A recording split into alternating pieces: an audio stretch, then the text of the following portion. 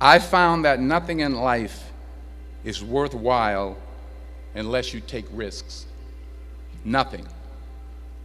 Nelson Mandela said, "There is no passion to be found playing small and settling for a life that's less than the one you're capable of living." Now, I'm sure in your experiences in school and applying to college and picking your major and deciding what you want to do with life, I'm sure people have told you to make sure you have something to fall back on.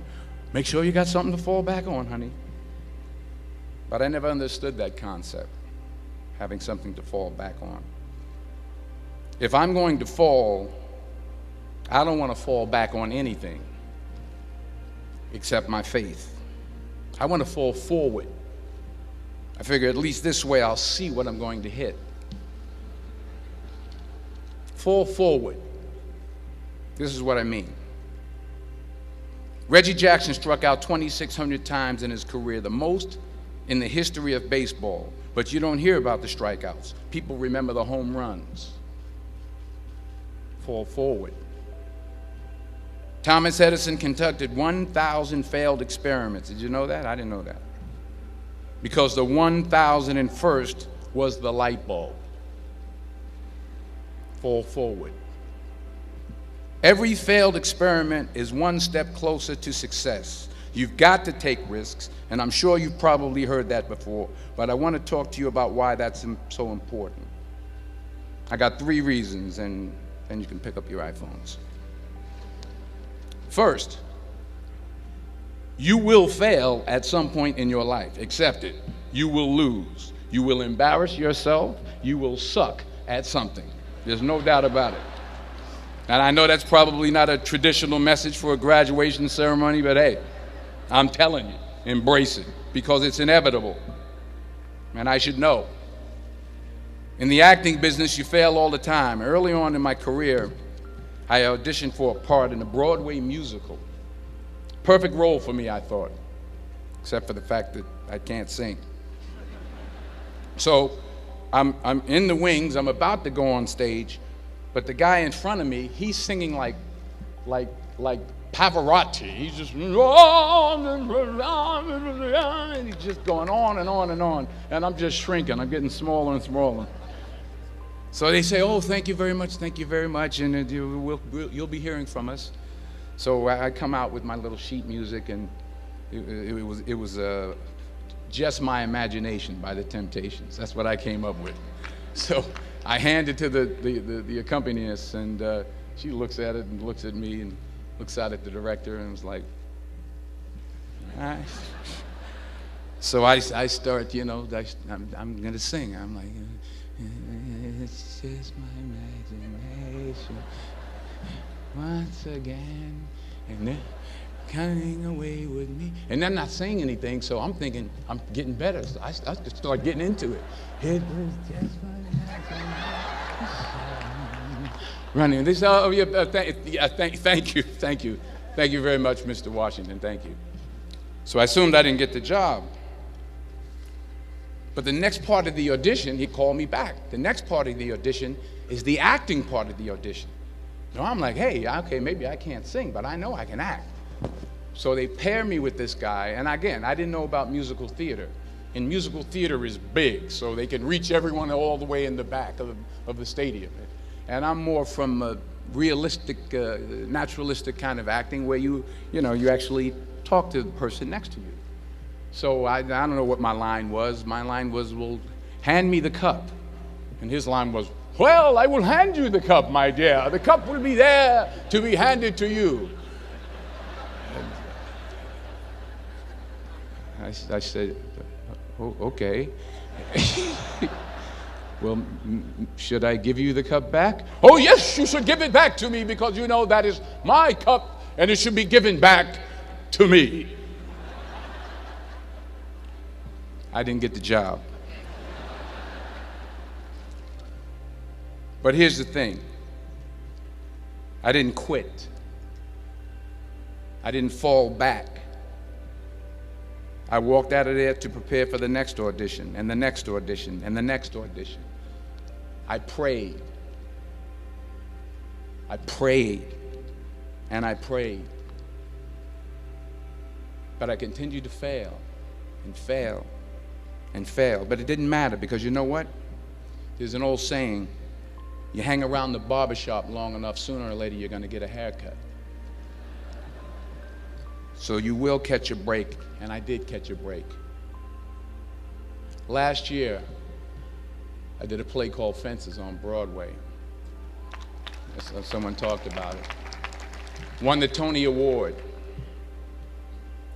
And I didn't have to sing, by the way. But here's the kicker.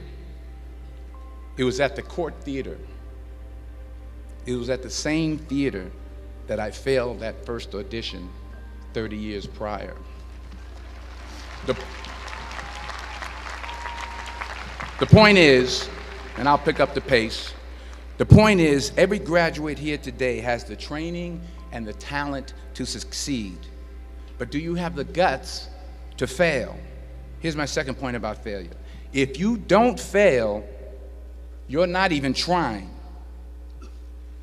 I'll say it again. If you don't fail, you're not even trying. My wife told me this great expression. To get something you never had, you have to do something you never did. Les Brown's a motivational speaker. He made an analogy about this. He says, imagine you're on your deathbed, and standing around your deathbed are the ghosts representing your unfulfilled potential. The ghost of the ideas you never acted on. The ghost of the talents you didn't use. And they're standing around your bed, angry, disappointed, and upset. They say, we came to you because you could have brought us to life, they say. And now we have to go to the grave together. So I ask you today, how many ghosts are going to be around your bed when your time comes? You've invested a lot in your education, and people have invested in you. And let me tell you, the world needs your talents. Man, does it ever. I just got back from Africa like 2 days ago, so if I'm rambling on, it's because I'm jet lagged.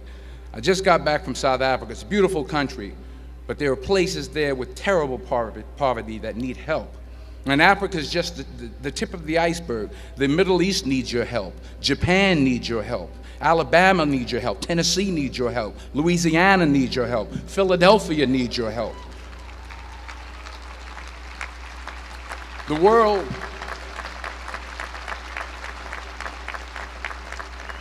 world needs a lot, and we need it from you. We really do. We need it from you young people. I mean, I'm not speaking for the rest of us up here, but I know I'm getting a little grayer. We need it from you, the young people, because remember this. So you got to get out there. You got to give it everything you got, whether it's your time, your talent, your prayers, or your treasures. Because remember this. You will never see a U-Haul behind a hearse.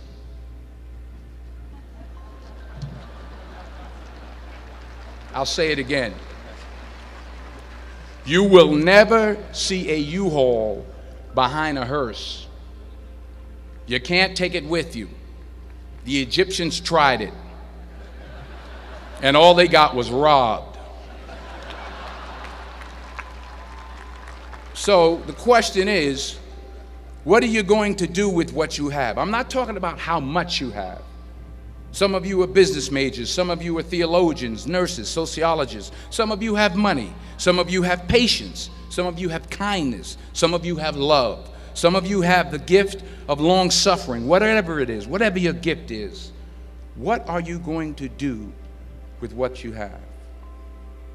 All right, now here's my last point about failure. Sometimes it's the best way to figure out where you're going. Your life will never be a straight path. I began at Fordham University as a pre-med student. I took a course called cardiac morphogenesis. I still can't say it. Cardiac morphogenesis. I couldn't read it. I couldn't say it. I sure couldn't pass it. So then I decided to go into pre-law, then journalism. And with no academic focus, my grades took off in their own direction. Yeah, down. I was a 1.8 GPA one semester, and the university very politely suggested that it might be better to take some time off. I was 20 years old. I was at my lowest point. And then one day, and I remember the exact day, March 27th, 1975, I was helping my mother in her beauty shop. My mother owned a beauty shop up in Mount Vernon. And there was this older woman who was considered one of the elders in the town. And I didn't know her personally, but I was looking in the mirror, and every time I looked at the mirror, I could see her behind me, and she was staring at me. She just kept looking at me. Every time I looked at her, she kept giving me these strange looks. So she finally took the dryer off her head and she said something I'll never forget. First of all, she said, "Somebody give me a piece of paper. Give me a piece of paper." She said, "Young boy, I have a prophecy, a spiritual prophecy." She said, "You are going to travel the world and speak to millions of people." Now, mind you, I'm 20 years old. I'm flunked out of school. In fact, like a wise ass, I'm thinking to myself, maybe she's got something in that crystal ball about me getting back into school next fall. But maybe she was on to something, because later that summer, while working as a counselor at a YMCA camp in Connecticut, we put on a talent show for the campers. And after the show, another counselor came up to me and asked, "Have you ever thought about acting? You're good at that." So when I got back to Fordham that fall, I got in and I changed my major once again for the last time. And in the years that followed, just as that woman prophesied, I have traveled the world and I have spoken to millions of people through my movies. Millions who up till this day couldn't see me, who up till this day I couldn't see while I was talking to them, and they couldn't see me. They could only see the movie. They couldn't see the real me. But I see you today, and I'm encouraged by what I see. And I'm strengthened by what I see. And I love what I see.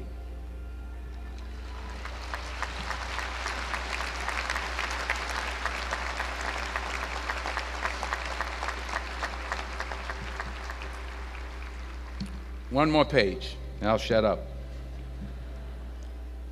Let me conclude with this one final point, and actually the president kind of brought it up. It has to do with the movie Philadelphia. She stole my material. Many years ago, I did this movie called Philadelphia. We filmed some of the scenes right here on campus. Philadelphia came out in 1993. Most of you were probably still in diapers. Some of the professors, too. But that cracked me up. But it was a good movie. Rent it on, Netflix. It's a good movie. Rent it. I get 23 cents every time you rent it. Please, rent it. True. Parents up there, rent it. Netflix, please. Tell your friends, too. It's about a man played by Tom Hanks who's fired from his law firm because he has AIDS. He wants to sue the firm, but no one's willing to represent him until a homophobic ambulance chaser lawyer, played by yours truly, takes on the case. In a way, if you watch the movie, you'll see everything I'm talking about today. You'll see what I mean about taking risk or being willing to fail. Because taking risk is not just about going for a job. It's also about knowing what you know and what you don't know. It's about being open to people and to ideas. In the course of the film, the character I play begins to take small steps, small risks. He very, very, very slowly begins to overcome his fears. And I feel ultimately his heart becomes flooded with love. And I can't think of a better message as we send you off today. To not only take risks, but to be open to life, to accept new views, and to be open to new opinions, to be willing to speak at a commencement at one of the best universities in the country, even though you're scared stiff. While it may be frightening, it will also be rewarding. Because the chances you take, the people you meet, the people you love, the faith that you have, that's what's going to define you. So members of the class of 2011, this is your mission. When you leave the friendly confines of Philly, never be discouraged. Never hold back. Give everything you got. And when you fall throughout life, and maybe even tonight after a few many glasses of champagne, remember this: fall forward. Congratulations. I love you. God bless you. I respect you.